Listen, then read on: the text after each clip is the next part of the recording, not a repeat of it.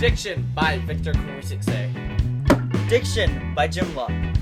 Syntax by Nick Smith. Literal imagery and symbolism by Matthew Gaffney. Figurative imagery by Trevor Madison.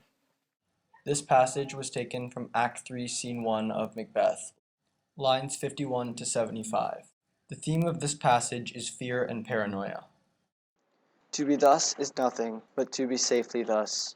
Our fears in Banquo stick deep, and in his royalty of nature reigns that which would be feared. 'Tis much he dares. And to that dauntless temper of his mind he hath a wisdom that doth guide his valor to act in safety. There is none but he whose being I do fear, and under him my genius is rebuked, as it is said Mark Antony's was by Caesar. He chid the sisters, when first they put the name of king upon me, and bade me speak to him. Then prophet-like they hailed him father to a line of kings. Upon my head they placed a fruitless crown, and put a barren sceptre in my grip, thence to be wrenched with an unlineal hand, no son of mine succeeding. If it be so, for Banquo's issue have I filed my mind, for them the gracious Duncan have I murdered, put rancors in the vessel of my peace only for them, and mine eternal jewel given to the common enemy of man, to make them kings, the seed of Banquo's kings. Rather than so, come, fate, into the list, and champion me to the utterance.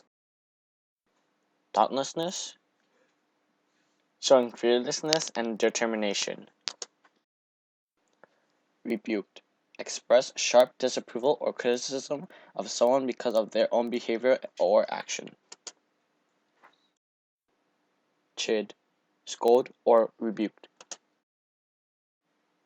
Fruitless, failing to achieve the desired result, unproductive or useless. Scepter, ornamented staff carried by a ruler on ceremonial occasions as a symbol of sovereignty. Rancors, bitter of resentfulness, especially when long-standing. Please don't try to say rancors.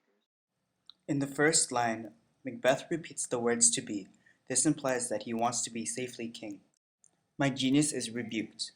Macbeth feels his guardian spirit is fearful of Banquo. Prophet-like, they hailed him father to a line of kings. Macbeth is paranoid and jealous of Banquo, because it is like he has the bloodline of royalty. Rancors in the vessel of my peace. Macbeth feels his peace has been replaced by malice and bitterness. So, come fate into the list. Macbeth wants to challenge fate. This passage is written in prose pentameter.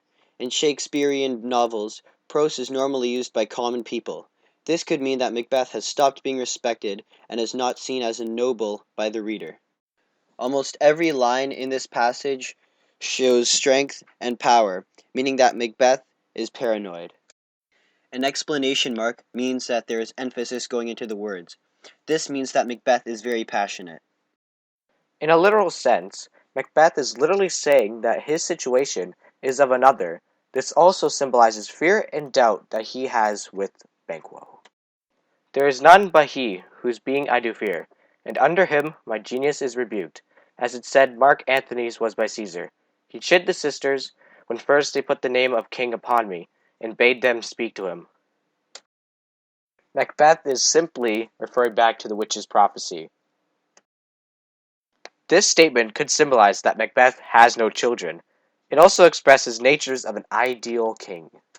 This line, word by word, is literal, and Macbeth expresses feelings of anger and sadness. Thence to be wrenched with an unlineal hand literally means that Macbeth can be overthrown. Macbeth is discreetly referring back to the witch's prophecy. In his royalty of nature reigns that which would be feared, explains that Macbeth fears Banquo may expose him for murdering Duncan, and due to this Macbeth decides that he has no choice but to kill Banquo. My genius is rebuked, as it is said Mark Antony was by Caesar, is a metaphor that explains how Macbeth compares himself to Mark Antony, who in ancient Rome felt inferior to Julius Caesar. The metaphors fruitless crown and barren scepter show that Macbeth's kingship has no benefits.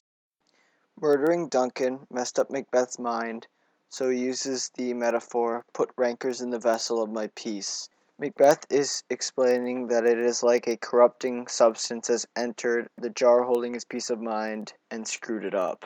It is now easier for Banquo to kill Macbeth and take the throne.